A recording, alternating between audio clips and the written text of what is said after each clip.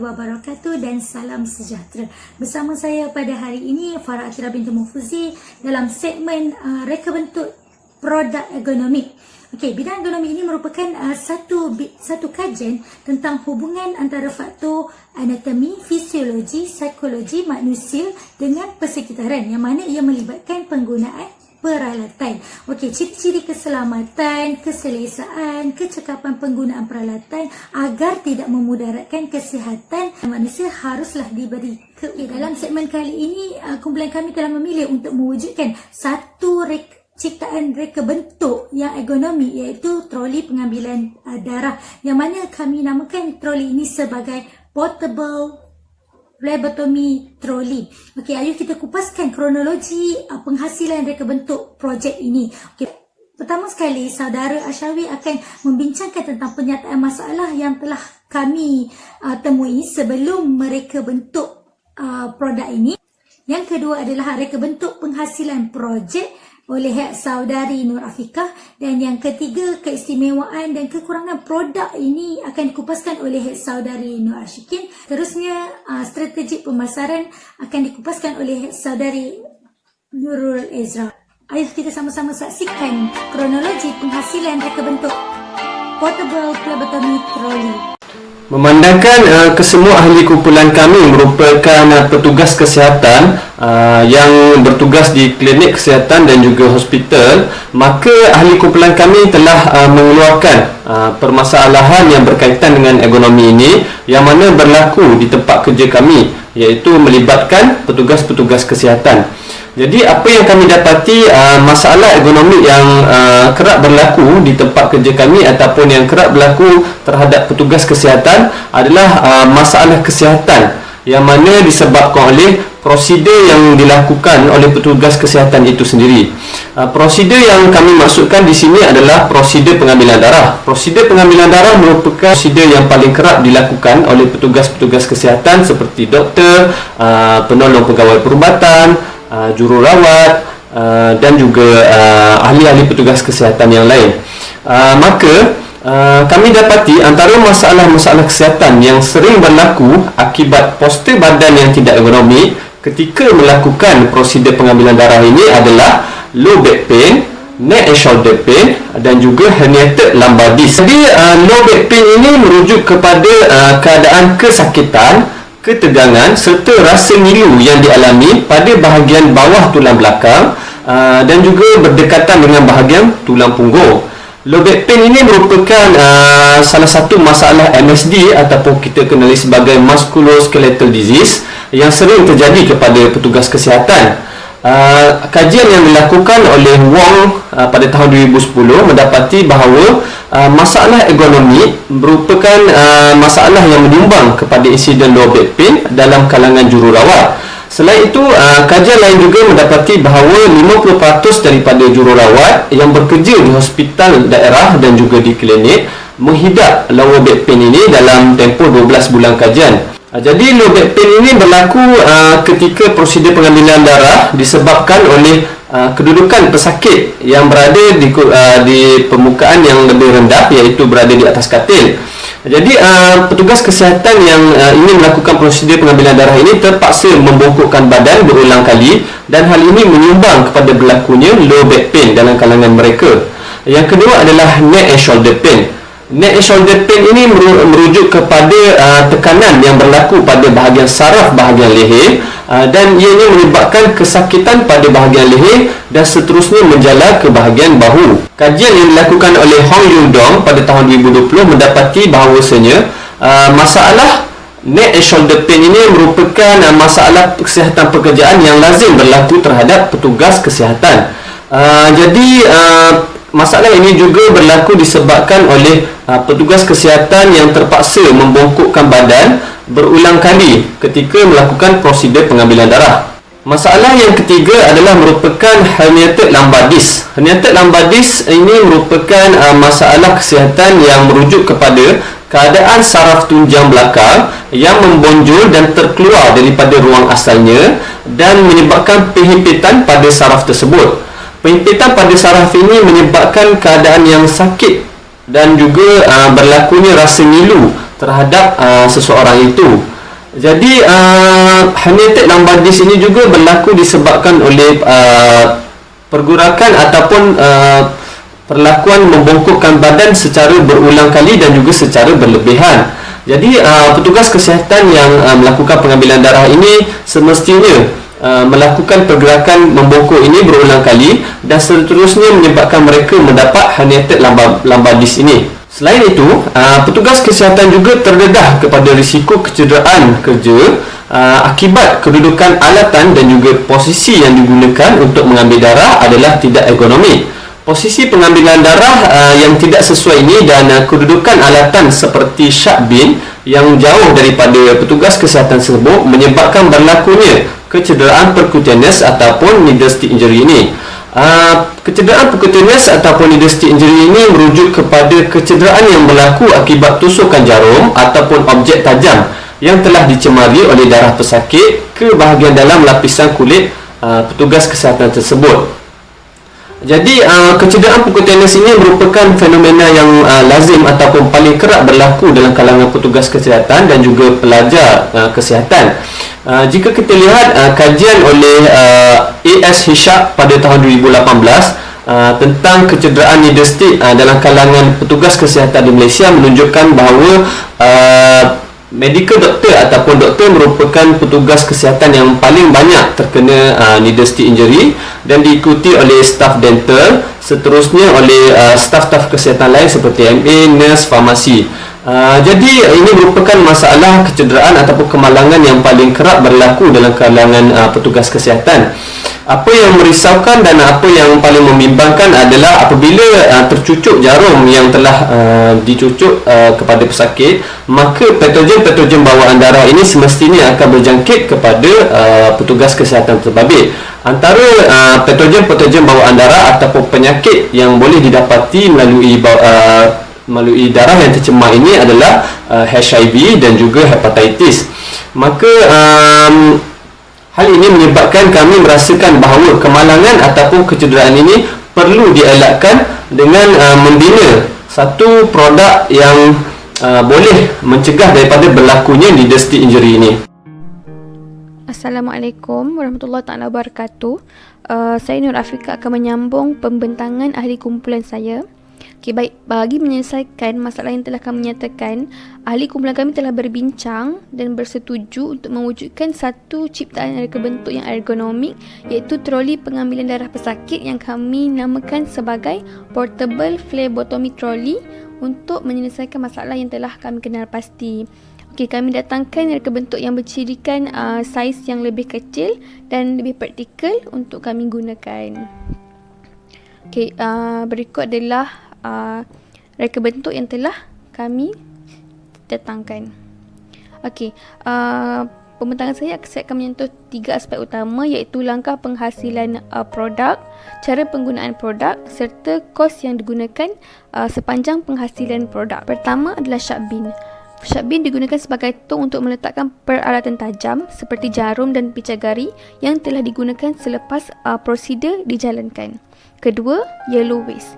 Yellow waste adalah sebagai tong untuk meletakkan contaminated item seperti gauze atau swab yang mempunyai blood stain, alkohol swab yang telah digunakan, glove yang telah digunakan atau sebarang item yang terkena discharge pesakit. Yang ketiga adalah general waste. General waste ini adalah sebagai tong sampah umum membuang sisa kotoran yang tidak tercemar dengan darah atau discharge pesakit. Yang keempat, ring bin. Ring bin adalah bersaiz besar. Kami gunakan 3 ring bin bagi memuatkan 3 tong sampah utama agar kedudukannya lebih stabil dan selamat ketika troli bergerak ataupun dialihkan. Okay, yang kelima adalah basket. Basket atau instrument box. Okay, ini adalah bagi memuatkan kesemua peralatan bagi proses pengambilan darah seperti jarum dan picagari pelbagai saiz, beberapa kelas blood tube, alkohol swab, swab kering, plaster atau dikenali sebagai micropo atau durapo dan sebagainya. Seterusnya adalah stainless steel. Stainless steel adalah ataupun dikenali sebagai bekas tempat meletakkan glove. Bekas ini adalah memuatkan kotak glove bagi tujuan penggunaan pengambilan darah. Yang ketujuh, modified chair stand atau mic stand. Okay, digunakan sebagai tiang utama dalam projek portable phlebotomy trolley. Okay, bahagian dasar yang mempunyai 5 cabang utama membantu dalam stability. Mic stand pula membantu bagi menambah ketinggian trolley. Yang ke-8, lock wheel. Lock wheel adalah roda yang asalnya tidak boleh dikunci. Jadi kami menukarnya kepada lock wheel yang boleh dikunci agar untuk tujuan keselamatan semasa prosedur dijalankan. Seterusnya yang ke-9 adalah armrest. Armrest adalah sebagai tempat untuk meletakkan tangan ketika prosedur dijalankan. Rega bentuknya yang berlekuk di tengah memudahkan tangan diletakkan dengan lebih stabil. Kami menggunakan recycled armrest, kemudian kami menambah baiknya. Dan yang ke-10 adalah strap ataupun tourniquet. Okey, tourniquet ini digunakan untuk mengikat atau mengetatkan tangan pesakit semasa prosedur pengambilan darah. Okey, pertama kami akan menyiapkan bahagian stand terlebih dahulu, di mana ini terdiri daripada modified chair stand seperti yang ditunjukkan di bahagian bawah dan mic stand di bahagian tengah. Okey. Di bahagian pertengahan stand pula, kami telah letakkan 3 ring bin bersaiz besar yang bagi memuatkan sharp bin, yellow waist dan general waist seperti yang ditunjukkan. Kemudian di bahagian kaki yang terdiri pada 5 cabang utama pula, kami menukar roda asal kepada roda baru yang boleh dikunci, iaitu 5 lock wheel. Seterusnya, kami mengikat instrumen box bagi meletakkan barang-barang dan stainless steel bagi memuatkan glove di stand. Kedudukannya di bahagian sedikit atas daripada ring bin. Dan akhir sekali barulah kami meletakkan armrest di bahagian paling atas stand. Kini portable phlebotomy trolley kami sedia digunakan.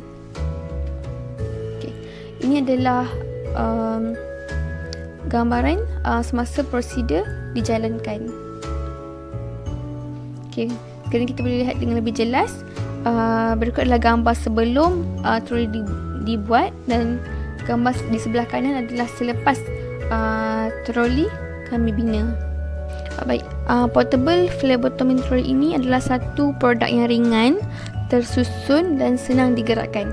Maka sekiranya petugas kesihatan ingin melakukan prosedur pengambilan darah, mereka hanya perlu menolak trolley ke arah katil pesakit. Trolley ini juga boleh dilaraskan ketinggiannya mengikut kesesuaian dan keselesaan petugas kerana setiap katil berbeza dari segi ketinggiannya. Okay, secara tidak langsung ia akan menjimatkan masa penyediaan trolley saat ambil darah dan masa menunggu pesakit dapat dikurangkan. Kos yang digunakan untuk penghasilan produk kami adalah sebanyak RM305.50. Okay, selain daripada mengeluarkan kos, kami telah menggunakan barangan yang telah disediakan oleh pihak hospital sendiri seperti sharp bin, yellow bin dan general waist. Di samping itu juga kami turut menggunakan barangan kita semula yang tidak boleh digunakan seperti modified chair stand, mic stand dan juga armrest. Baik, berikut adalah senarai peralatan serta kos yang kami perlukan.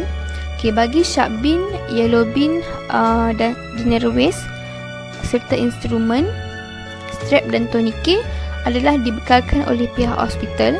Bagi ring bin, kami menggunakan sebanyak 3 ring bin bersaiz besar, di mana setiap satu berharga RM50. Keseluruhannya menyebabkan kos sebanyak RM150. Bagi stainless steel sebanyak RM120. Bagi instrumen box ataupun basket sebanyak RM9. Dan bagi 5 lock wheel, iaitu setiap satunya berharga RM6.50, menyebabkan kos adalah sebanyak RM19.50. Dan bagi tape adalah sebanyak RM7. Untuk melekatkan setiap peralatan kami menggunakan tape sebanyak RM7. Dan keseluruhannya bagi penghasilan produk ini adalah sebanyak RM305.50. Okey, jadi saya akan membincangkan mengenai keistimewaan dan juga kekurangan produk yang kami hasilkan.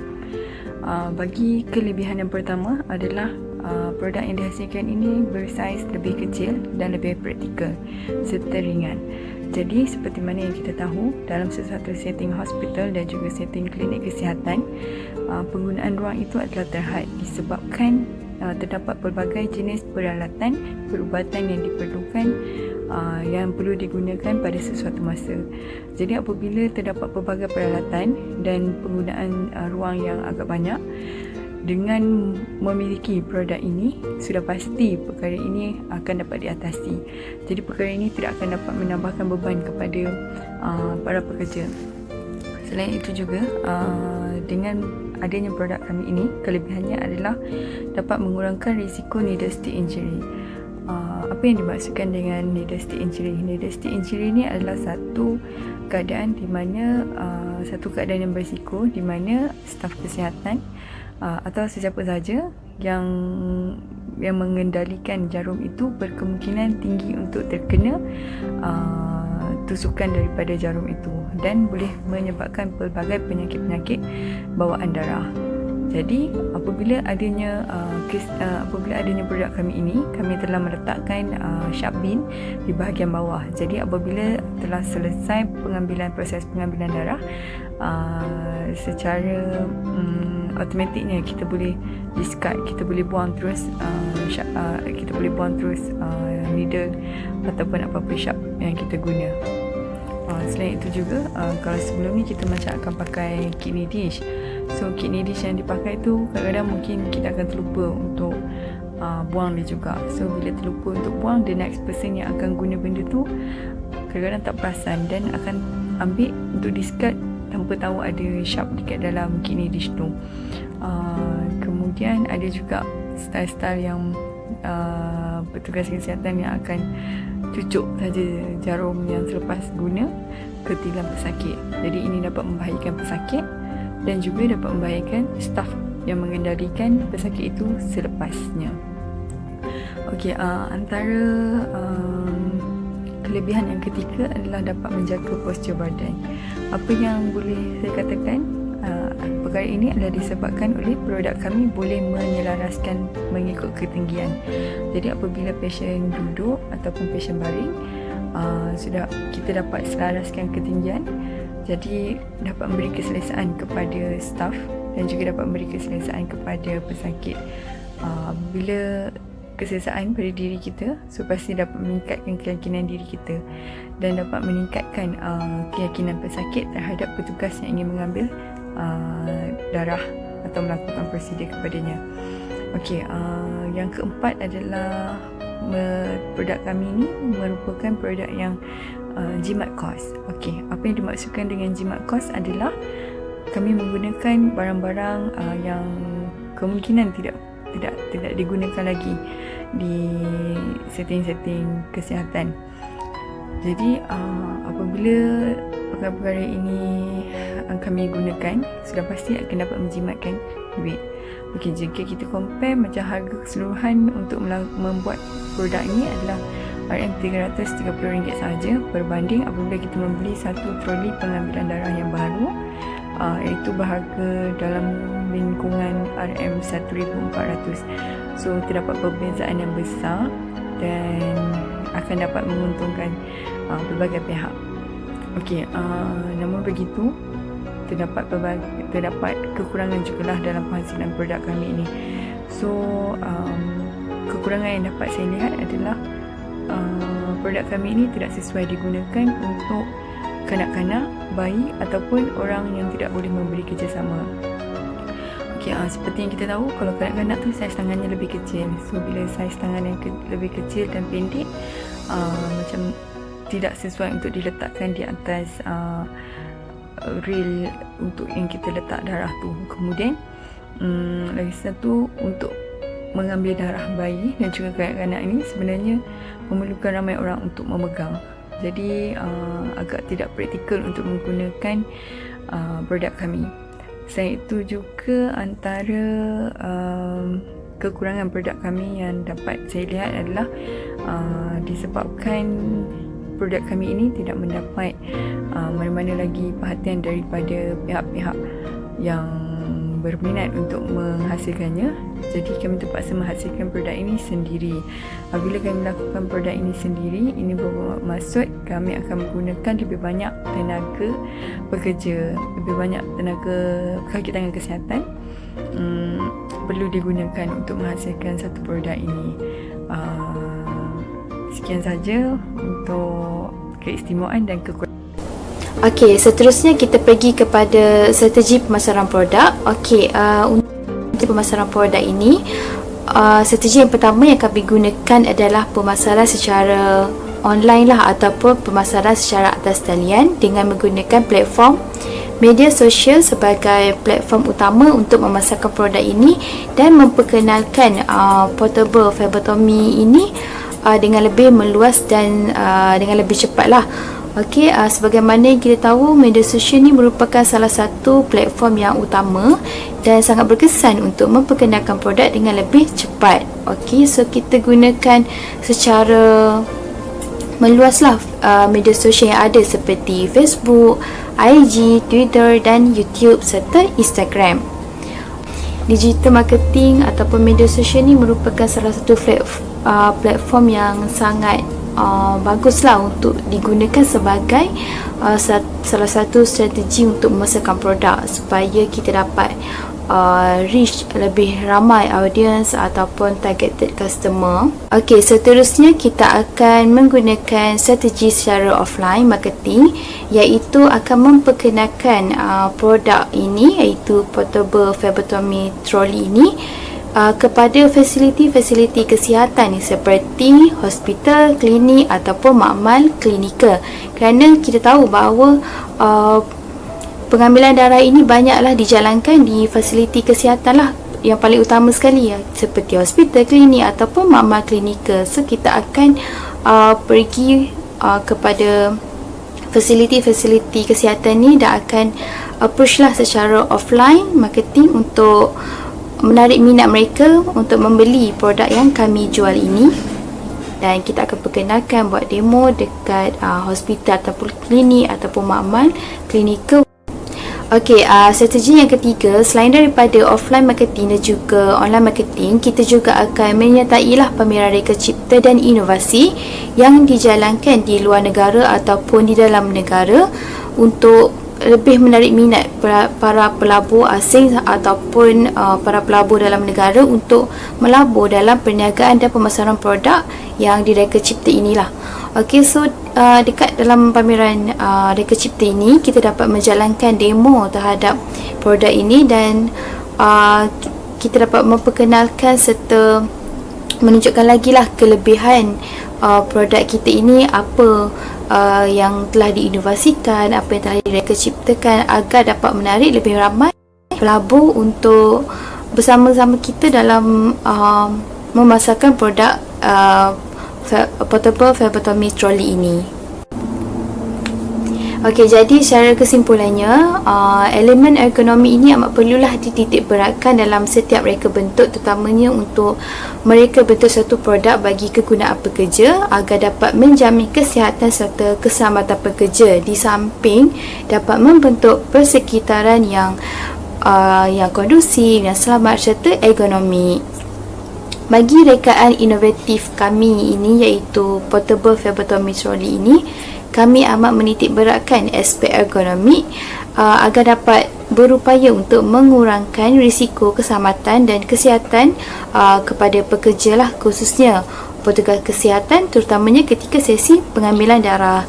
Dan diharap produk reka cipta ini dapat diketengahkan dan diperkenalkan di fasiliti-fasiliti kesihatan agar dapat menjamin keselamatan dan kesihatan para pekerja, terutama petugas barisan hadapan. Sekian saja daripada kumpulan kami. Terima kasih.